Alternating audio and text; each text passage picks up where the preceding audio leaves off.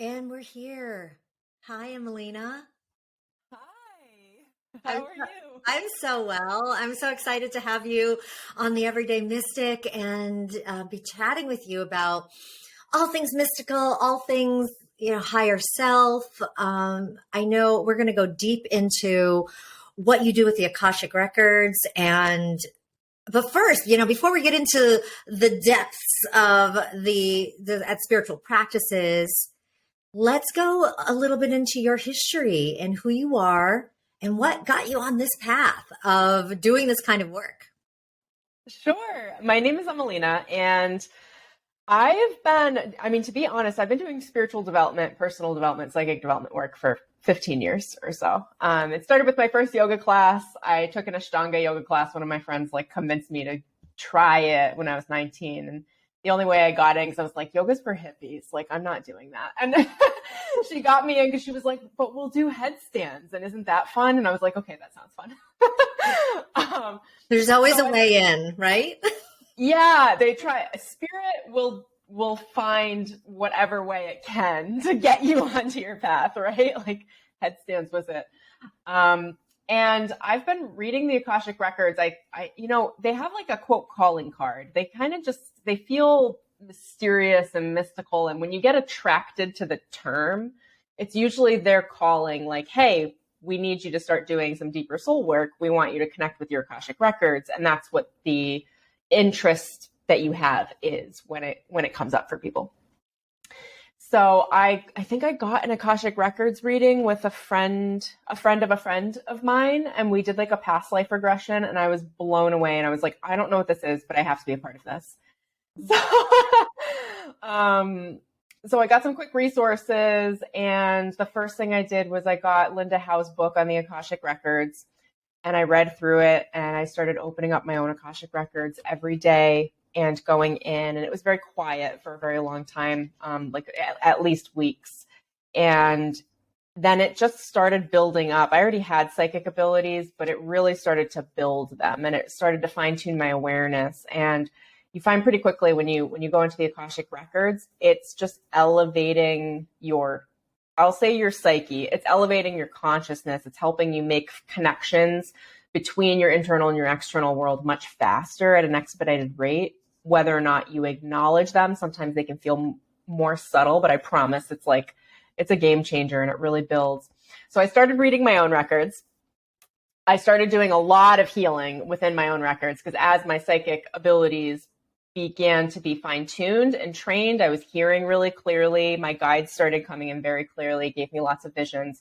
So I'd be doing my healing work for past life regressions, for this life trauma, working through and resolving and just bringing my attention to the events, and then allowing myself to come into a state of harmony around said events that have happened to me. And I really went deep and did my own personal work for years. And then I started helping other people by reading their records, by offering advice, starting coaching. My career background is in digital marketing, and I've been a social media expert for over a decade. And it was an interesting shift for me when the calling got really loud. They were like, my guides were like, you really need to be doing coaching work. You need to be teaching these transformation aspects that you have fully embodied yourself and how you've changed yourself. So then I went into the track of switching careers, which was great, but challenging. And all that to say, now I'm a high performance coach. I work in business and life coaching, using the Akashic Records as my main tool to make sure that the guidance is clear and centered and in alignment with everybody's soul self, as well as their practical realities. And I like to call myself a cosmic Sherpa. I'm just Sherpaing people to their higher destinies in a practical way. That's very human, because I know a lot of spiritual practitioners just stay in okay, this is the ascension track. This is how you rise up. You're going to meditate. But then what happens when you're not meditating and you're dealing with humans? There's a lot of conflict going on, and conflict is real. Polarity is real down here. And that's where I like to thrive as well. So it's about bringing the higher concepts down into the human form, and then figuring out how to maintain your balance while doing everyday human things. Mm-hmm. Yeah. Oh, that's what I love so much about when I met you and we had that conversation. I'm like, ooh, now this woman's grounded. Like she is doing this cosmic spiritual work that would sound very woo woo to a lot of people and kind of like, oh, what is this thing? But you bring it down to earth and into the body, into the human. And I just love that about you and about your process. You mentioned what I really love this about what you said, that curiosity in Akashic Records is what got you and what opened you to it. And I want to bring that up because I think this is one of those breadcrumbs that often gets dropped for people, but they don't notice it. They just think, oh, I just happened to read this book, or someone keeps bringing up this thing to me. And without the awareness that those are cosmic messages, those are messages from spirit that, hey, this thing is here trying to get your attention. This thing is for you. So just that feeling of curiosity that someone might have around, for you, Akashic Records, for someone else, it might be astrology, or for someone, could be learning about human design. And, so that curiosity is such a strong guide. And I believe we as humans, when we follow that curiosity down the garden path or the rabbit hole or whatever you want to call it, it does lead to these things that are really here for us, things that are maybe within our destinies to explore. I also wanted to go back to what you said about, so I love how you got into it just by following that curiosity and going. And you mentioned, that you spent a lot of time within your own Akashic Records and in your own healing. Listening to, or I think the way you put it is that you had memories or that came up, or that you witnessed events that came up within your past so that you could heal those. How would you describe, I guess, witnessing an event within your Akashic Records versus a memory? Or is there a difference? Does it feel different to you? Sure. Let me think about how to answer that. That's a good question, because the thing about past life regression is they do feel like memories. Like when the Akashic Records typically show things like movies. So when you go into the records, as you develop your gifts, which is they're developed through repetition of going into your Akashic Records and meditating in the Akashic Records. You don't have to really do anything. Your gifts will start to be developed through the process of just going and intentionally connecting to the Akashic Records. And a lot of it does show, it shows like a memory. It feels like a memory. And it has that, like, it's called like an energy signature, but it'll feel like you'll feel such a level of familiarity with it, which is how usually I've been able to identify past or parallel realities, is that they just feel so familiar. And what about your current life realities? So anything that you experienced in current life, but that was in the past that maybe came up, does that memory of that versus how you view it in the Akashic Records appear different? At least for you? Not necessarily. It's just when you're in the Akashic Records, they're bringing your conscious awareness and attention to the truth. So if you have a memory or an event that was difficult or tumultuous or left yourself in a state of inner conflict, your attention they'll bring your attention to the memory, because ultimately you want to bring that memory to a state of balance and harmony within yourself. Because if you're in conflict around the memory, your subconscious is constantly running the impression of the conflict, and then it's looking for resolve. So it's projecting that conflict into your external reality. So then you're going to come across like lots of relationship issues. If it's most of these are relationship conflicts, right? And it'll keep being projected into your reality because it's trying to get your attention to resolve. So what the records do is they bring your attention to the event. They bring your awareness to what it is. You go through the memory, like the concrete memory from this life. And then essentially, this is what I would call a soul retrieval. You call back all of the parts of yourself, and the Akashic Records, the lords, the guardians rather of the records will help you do this, where when you're able to see the events as they happened, you're allowing yourself to process emotionally what it is that happened. And in that space, you're able to let it go. And then they will bring your awareness, your conscious attention to an idea or an insight. And this is where people often think, like, is that them talking to me, or is it coming from my mind? And ultimately it doesn't matter. It's the fact that it is coming from them. It's that your attention is being brought to a new way of looking at it, a new way of perceiving it, a new idea that will be in more balance than what you've been previously rehearsing in your mind and in your subconscious. And I wanted to touch on the curiosity component too, that you mentioned. So curiosity is the opening for spiritual awareness. Just by being curious, just by being open, that's what allows spirit to come in and start to guide and move you in the direction of what's going to make you the happiest ultimately, what's going to give you the greatest fulfillment, and what's going to allow you to resolve all of the struggling parts of yourself that are in conflict with that state of happiness that you'd like to be in. Mm-hmm. Yeah. Oh, I love it. The Akashic Records, I just thought of this when you were talking, that maybe we should go back just slightly, just take one step back, and just a quick explanation for those who don't know what it is.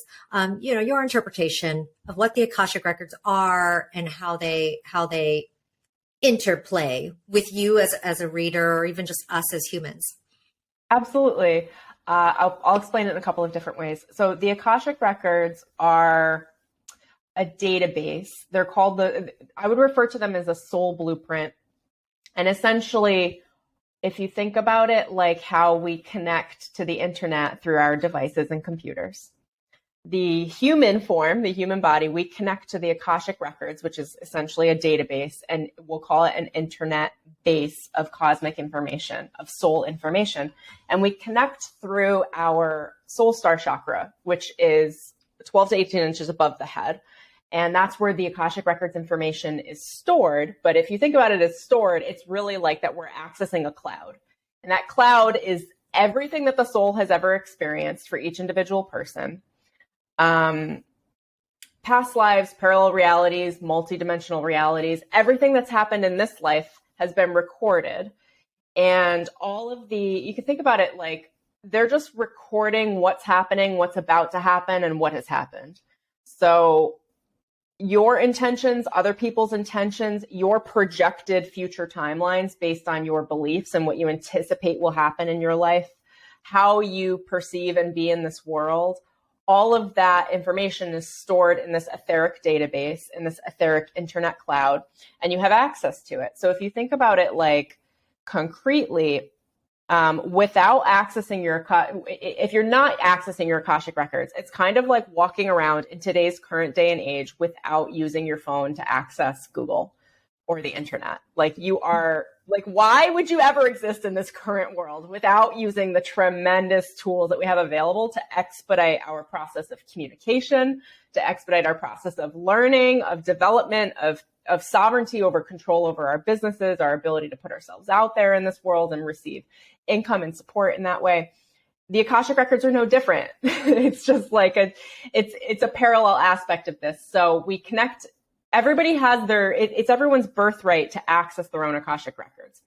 And accessing the Akashic Records gives you a number of things. One, you can, quote, search yourself. You can search as if you were to search in Google. You can search the database to find out who you are, what experiences would draw the best out of you, what needs to be healed and released, which is important because if there are, and we all have these like ideas, perceptions, concepts in our minds and our psyche that are holding us back from our absolute highest potential. So there's an aspect of clearing and releasing, and an aspect of grabbing onto and understanding your fullest, highest potential and your most creative self. And a lot of people don't know what their highest potential is, and they're searching and they're trying to figure it out. Well, this is a great way to figure that out. Like, how do you figure out your zone of genius? You start working in the Akashic Records. And then similar to something like the internet, the Akashic Records can be used as a database to tap into to learn and develop different skill sets. Those can be sharpening your mental awareness. They can be sharpening your psychic abilities. And by psychic, I mean your ability to interpret and see the information that's not visible to the naked eye, which can help you do anything in your life, like navigating relationships with bosses or lovers, or creating a business, or it gets very practical. It can be very, very practical. Mm-hmm. So I hope that makes sense. There's like a learning component, a searching component, and then an aspect of self-development, which is understanding who you are, like extraordinary self-discovery. Yeah. It sounds like such an amazing, I don't even want to call it a tool, because that doesn't make it sound, it doesn't give it like full weight of what it is, but sounds like, an amazing, opportunity for all of us to, like you said, understand ourselves better, develop our genius, really get to know that. So I want to hit on because I know just through talking with you and other people about the Akashic Records that, certainly a self-discovery tool and understanding the past lives and the journey of your soul. But let's talk a little bit more about the skill building and, what you can go in and learn. So can you just, as, say within the records, I want to, build up a better ability to communicate with my intimate partner, or I want to build up the ability to do X. Does it help guide in that particular way? Yeah, absolutely. So a lot of what they'll do is they'll bring your attention to what's been holding you back in that. So, I mean, to your point, in asking, you have to receive. So in asking for something better, like I want to build this skill, I want to develop more precise communication, they are then tuning up your energetic fields to be able to receive that in a subtle way, so that you'll naturally start to kind of just acclimate to, this is going to be esoteric, but acclimate to the frequency of higher levels of communication. And you'll be connected to other people in a way where you'll start to develop that communication within yourself internally, which is very effortless. And then they'll bring attention to what's been holding you back around it. So what's the root of me not communicating this way? Is there anything that needs to be cleared or healed there? And they'll usually bring your attention to something. Maybe it's a memory of, I don't know, something like when you were a child, the reason why you're not communicating as clearly is because you were yelled at when you were 5 or something like that. And a lot of these memories we store in the subconscious and then we completely forget them. Like they're like gone. But what's really great about the Akashic Records is I found so many times that they'll bring a memory up and I'm like, I didn't even know that was a thing. Like that was just so deep in my subconscious. And they can bring things up even when you're like 3 years old. I've had them show me events and I'm like, oh, actually, I do kind of remember that. And then in the process of you seeing what's been blocked, you're releasing the block, which opens your channel to be able to develop the skill set in a more harmonious, dedicated fashion. But it can all be very effortless. Of course, there's always work. So whatever insights you take from the Akashic Records, from your meditation, and I feel like I should probably say the way you're accessing the Akashic Records are in meditation. So similar to how you would access Google through opening up your laptop or pulling up your phone, you access the Akashic Records through meditation by sitting quietly, connecting with them, connecting with yourself with a pure intention and pure awareness. And then they give you the information from there. I hope that answered that. Let me know. Yeah, you did. And it sounds so efficient, but like you said, work, because it takes a lot of people work or, mental stamina to meditate, right? Which is an interesting thing, that if you were to ask someone to just sit for 5, 10, 20 minutes can they do that every day? And that can be really hard for a lot of people to just do that. So the fact that, I mean, I feel like that's the work, and then working with the information that you get too, of course, is work. Not to scare anyone off about trying to cultivate this in your life, but being real about the fact that you dedicate yourself to that time that you give to yourself to do this. And, but I love that, that it sounds so efficient, because oftentimes when it comes to this kind of discoverability, it's like, well, one set of practices to discover the memories, and then another set of practices to heal the shit that you discover, and then another set of practices to cultivate all of the things that you didn't because of that trauma or experience, right? So this sounds like it's like all in one kind of system. Yes, that was beautifully described. That is exactly what is going on here.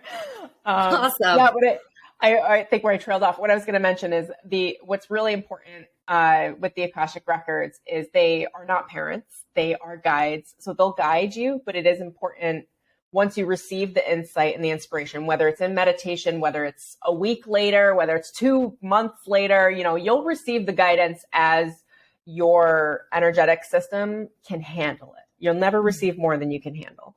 So that might mean that you're waiting a minute because they're parsing the guidance out in a way that you can receive.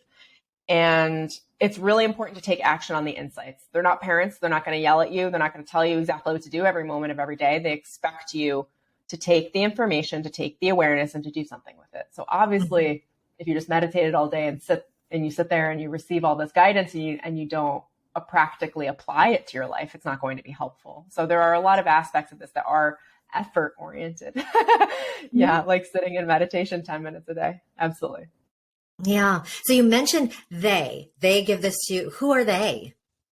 The they is a lot of things. Okay, so I say they in relationship to guides, spiritual guides, which are entities that are assigned to you to help you on your mission spiritually and through your evolution as a human.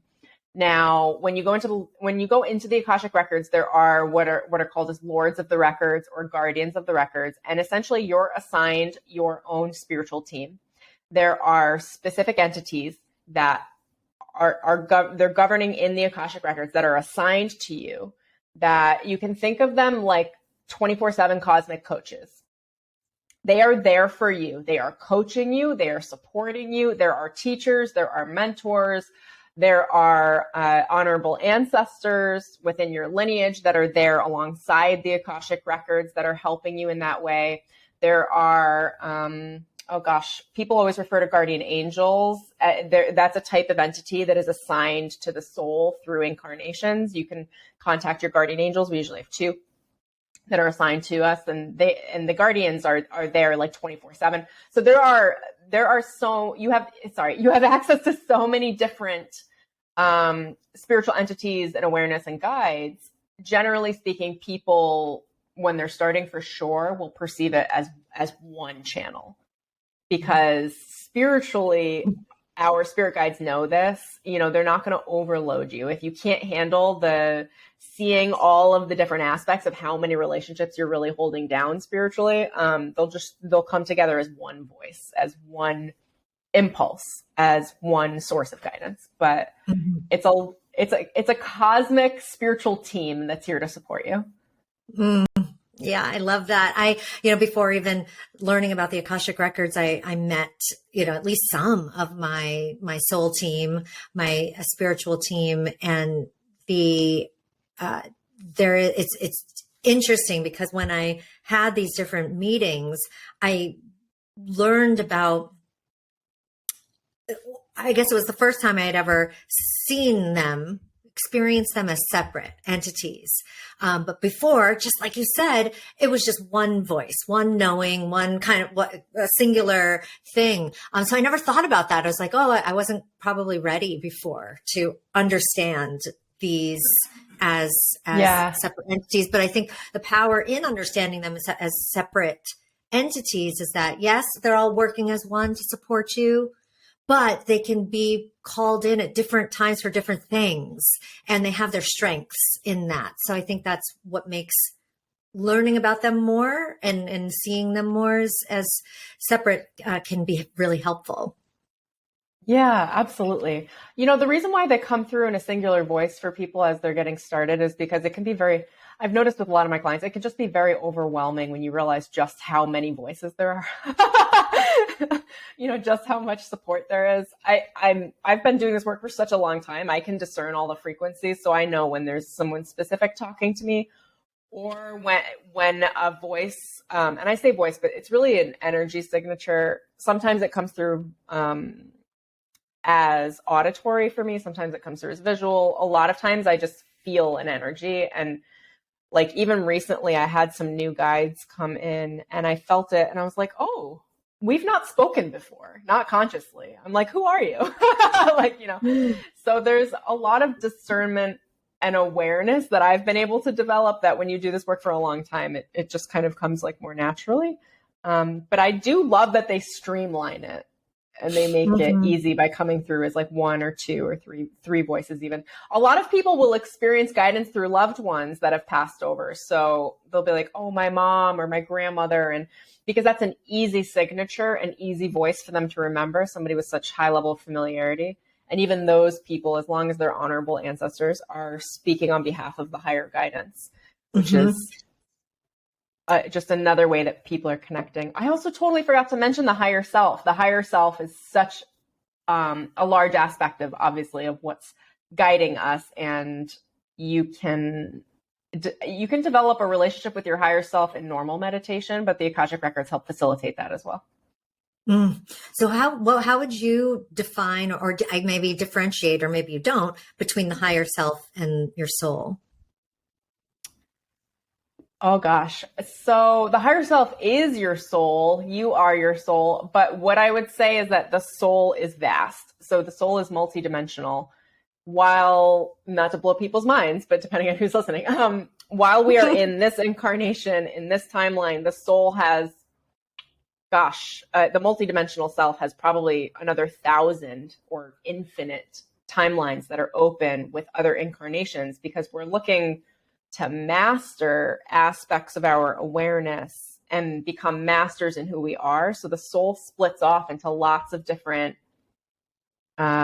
expressions of itself. The higher self is one expression of yourself that is here to guide you in this reality. It's higher. It's not the highest, but it's higher. It's usually a 6th-dimensional form of yourself with more awareness. Essentially, you could think about it like us as our human selves are in the car driving on the roads on Earth. The higher self is in the plane, flying above, directing, saying, hey, there's a little bit of a detour we're going to have to take because there are some obstacles over there.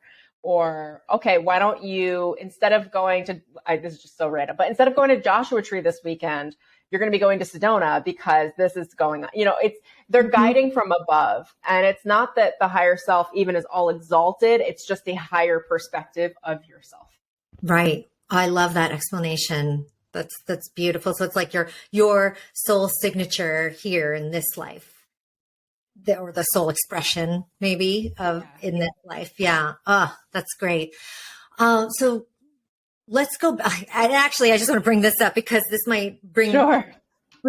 I had that vision. You remember that movie Contact with Jodie Foster, where she's looking for alien life, and then she ends up having that experience, and the alien comes through in the form of her dad, I believe it was, and so it reminds me of this, of that the form that you'll get the message through will often be something familiar at first, so that you can connect, so that it's not this like strange and really off-putting. No, it needs to be safe. Otherwise you won't take it. And they want you to receive the guidance, so they'll give it to you in a way that feels safe to you. Mm-hmm. And sometimes, actually, now that I've even said that, sometimes I hear a lot of people are like, I go into the Akashic Records, I'm not hearing much, but then they'll have a conversation with a friend later that day or later that week, and that friend will just hit home some key concepts and aspects of their reality that they needed to bring their attention to and just have a totally life-changing conversation in a moment. And they're like, but that wasn't the Akashic Records. And it's like, actually, that was the safest way for you to receive the information. So the universe source created the synchronicity so that your friend could deliver to you what the Akashic Records would if they thought you'd receive best that way. But you're going to receive it best from a friend. Yeah. Yeah. Or, right. I mean, it could come through a movie that you watched and you're like, oh, right. This message that you never, even if it's something you've seen before, or from a stranger, or from the picking up of the book and opening the page. And I love, because that's safe. Yeah. Yeah. It can be scary for some people to, I think it's super fascinating. And I love, the development of psychic abilities. I think it's so fascinating. I want more, but I think for some people it's very scary, right? To think, because I think we're conditioned in this society, certainly, that if you hear voices, you're crazy, right? You hear other voices, you're like a loon, and you probably should go get checked out. And see things that aren't quote unquote necessarily there, so we do get, unfortunately, conditioned out of our abilities early on, at least in the culture we grew up in, to turn those things off because they are the sign of, insanity or craziness. And I love that it seems like we're now living in a time where there are more people like you, more systems just being brought to light, more practices and practicalities within those practices being brought to light for people to tap into this wellspring of wisdom and knowledge and connection to source in a variety of different ways, and for it to not be so weird, or for them to not feel so crazy about it. I would also say a lot of the conditioning around the psychosis around psychic activity is that it's not, there's no like governing body. Essentially, the Akashic Records are the governing body, like of how that activity is received. What I will say is that the work in the Akashic Records, what I found through the years, it is the safest psychic development work.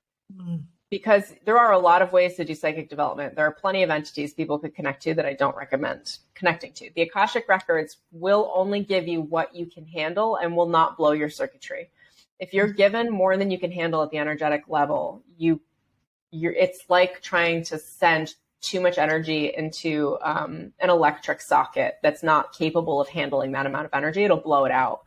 And that is where some of the psychosis issues happen when people... Where we think like, oh, that person just went crazy. They were hearing voices, maybe they were connecting, likely they were connecting to larger aspects of themselves or others, but it wasn't controlled in a way that their energy management system could handle. So it blows them out.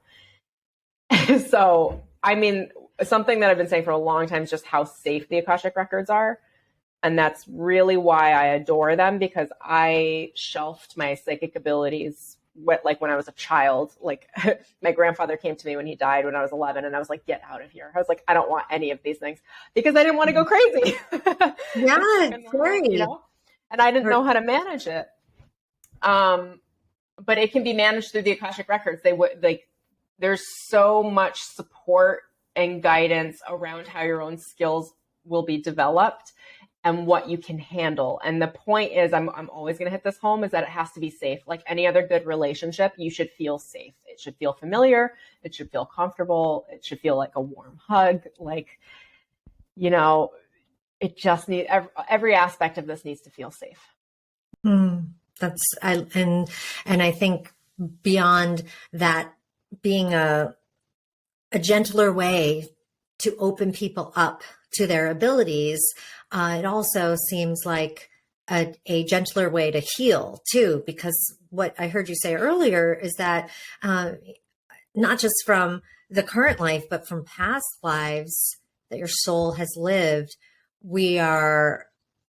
can be burdened by, or just, held down by these various traumas and experiences that we've been through. And those, of course, need recognition and healing or transformation. And a gentler way of doing that, I think, is always beautiful, because it's, most people don't deal with those things because it's hard, because they are, feels really heavy. So I love that you can. It should feel gentle, and a lot of that gentleness is setting aside the active practice to do the work. So like you were saying, like setting aside the 10 minutes of meditation, that's really all it takes in the Akashic Records every day. Like a good 5 to 10 minutes will allow it to be a gentle, safe, comfortable process, because you're doing your maintenance every day, essentially. It's like taking your car to be tuned up every few weeks, or getting your oil changed every few weeks, whatever it's going to be. There's a certain amount of maintenance energetically, emotionally, mentally. And that maintenance is done through going into your Akashic Records in meditation, ideally daily. Yeah.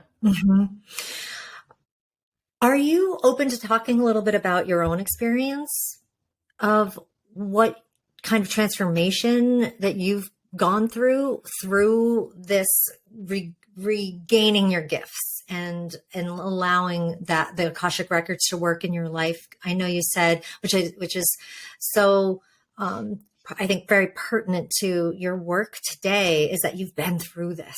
It's not just something you're like, oh, I got a certificate and all right.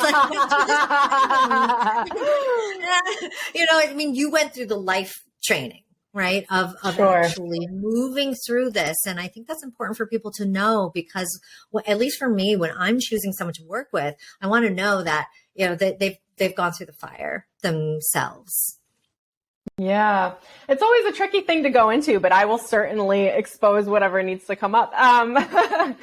So anything that that you feel comfortable to share. Yeah, well, it's important, because I think people need to know where all of us come from as well, because I'm speaking from the place of being on the other side of my healing. Not that we're all not perpetually healing. It's a constant healing consciousness evolution journey, yes. But I'm very much on the other side of what I was born into, what I came into in this life. So what I would say is I had a very tumultuous childhood. I came from domestic violence and assault, and I had a lot of different ways of coping and dealing with that and keeping myself safe, most of which were hunkering down, being very quiet, and taking all of my creative expression and putting it into anything that would distract me from myself. So I was a queen overachiever, even as a child, doing anything I possibly could to essentially get myself space from having to deal with the fact that I was in a very difficult situation growing up. And a lot of that just compounded, even through my 20s. Like, life was not easy by any means. I was homeless at one point, living out of my ex's car. There were just so many, extreme poverty, lots of high highs and low lows. And let me think about, a lot of my journey, a lot of what I've been showing around my journey has been centered around my body, because I really feel that the body stores all of our experiences, whether or not we are consciously aware to them. And over the last couple of years, I lost 50 pounds, and I didn't do it in anything that would be a traditional way. And if you were to look at photographs of me or videos of me from even just a few years ago to now, you'll see it's a drastic transformation. And the transformation is, yes, it's physical. Yes, I've been able to become more beautiful and step into myself. It's really just me being me. Like, this is who I am now. Whereas the version of myself before the transformation was, and I love her, and we have to love all of the aspects of ourselves, but it was a version that was in deep inner conflict because of lots of different traumatic events, lots of different ideas of what I thought life was going to be. Like, I really saw life as hostile and people as dangerous. And that's because of my upbringing, and I don't want to go into the complete details of that, but that's, essentially comes down to a very, I felt unsafe in every single way. And I didn't know how to create that safety in myself. So doing this work, the work of the Akashic Records for me, which is really just personal development on steroids, is that it allowed me to start feeling safe with who I am, safe with my own creative expression, understanding who I am, and then again, feeling safe, starting to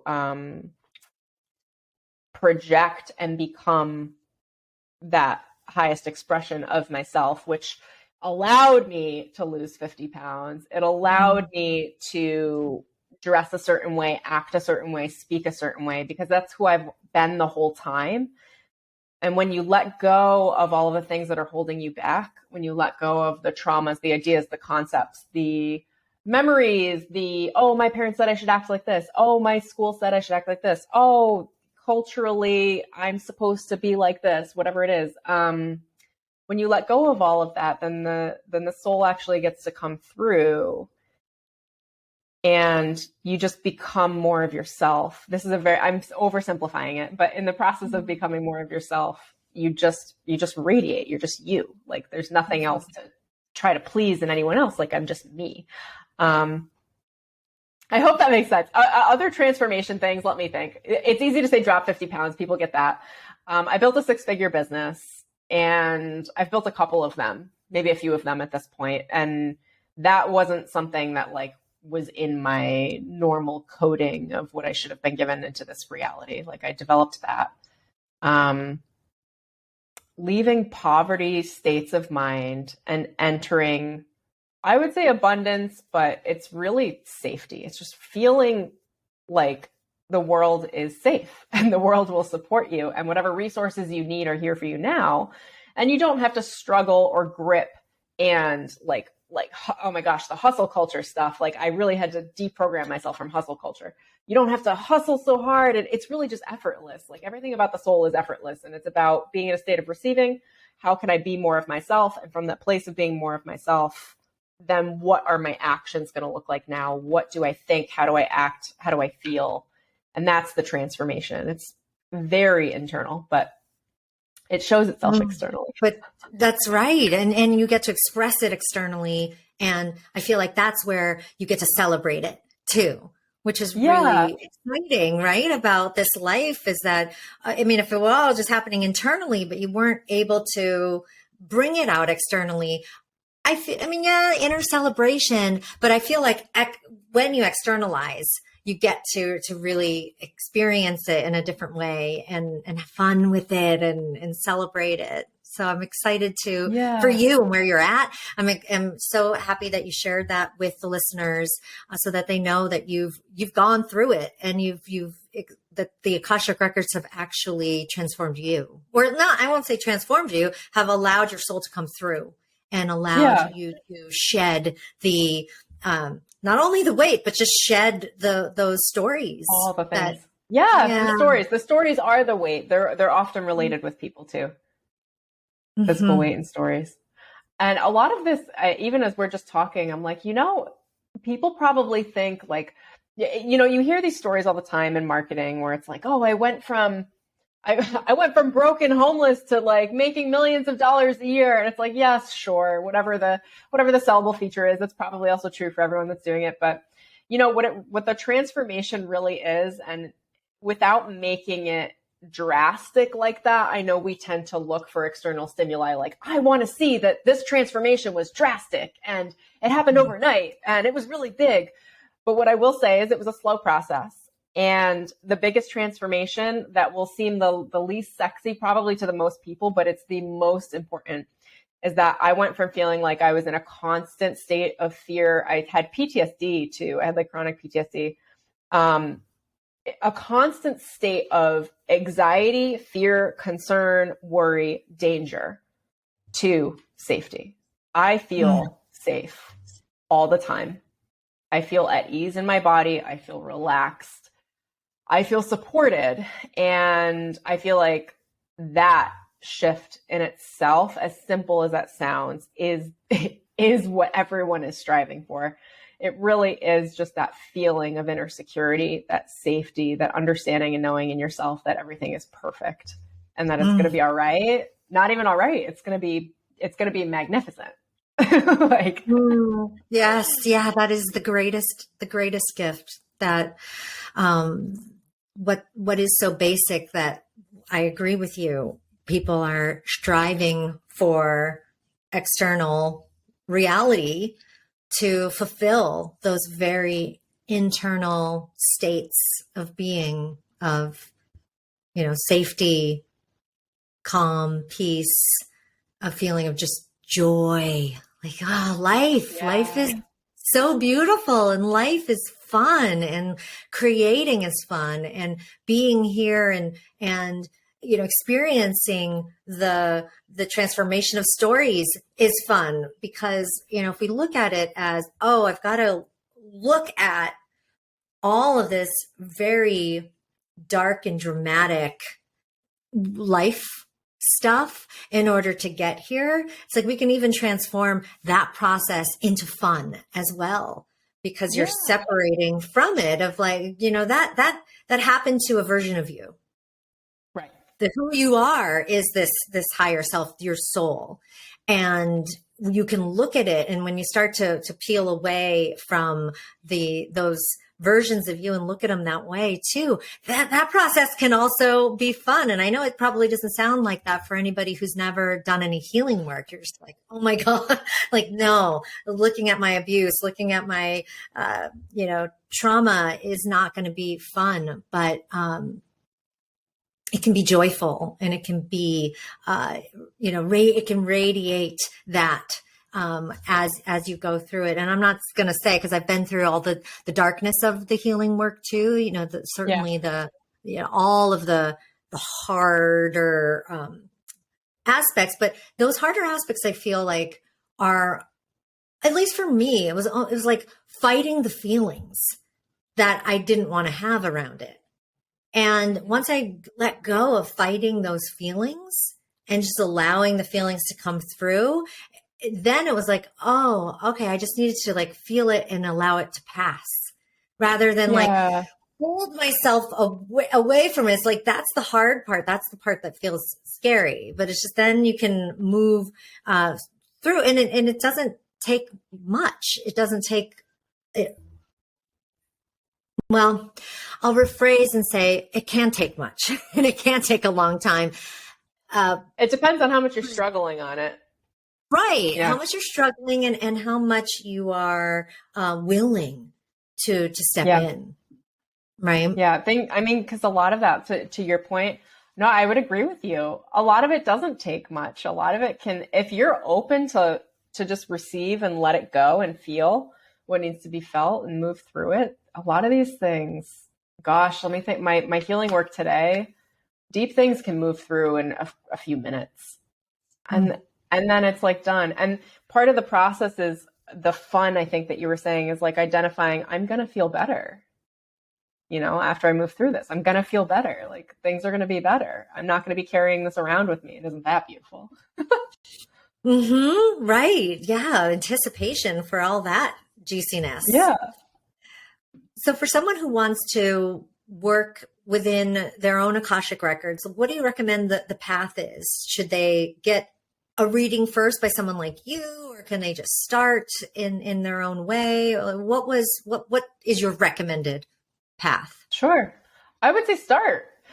So, you can do wherever you're guided, however, whatever feels the best for you. But I always recommend people just start going into their Akashic records, because it's going to start tuning up your energetic system. It's going to start giving you the frequency and awareness to your higher soul self, even if you don't know what's going on in your meditation, and you're just like, I don't know, this seems like a normal meditation. It's still doing the work, and that's the beauty of it, is you don't have to understand it.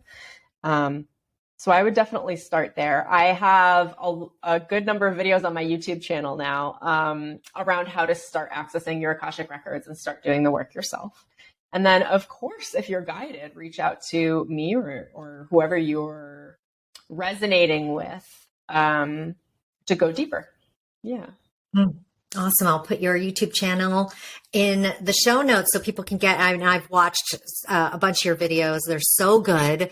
And I mean, good. That gives it like this weird value judgment, but I mean, like they at least resonate with me. Let me put it that way. They resonate with me because, like I said at the beginning of our conversation here, is that you translate what seems very out of touch, this out of touch kind of information, but you bring it down to earth in a way that at least really hits home for me, and I know it will for a lot of listeners, because it is the one thing I'm trying to do through this show is to let everyone know that they are an everyday mystic. They don't need to feel like they don't need to put on the white robes. They don't need to, feel like this formulaic version of what they consider in their mind as a mystical or spiritual person in order to be it, because we all are it. And you really are a great messenger of that. And I love your videos for all that. And I love everything that you're doing.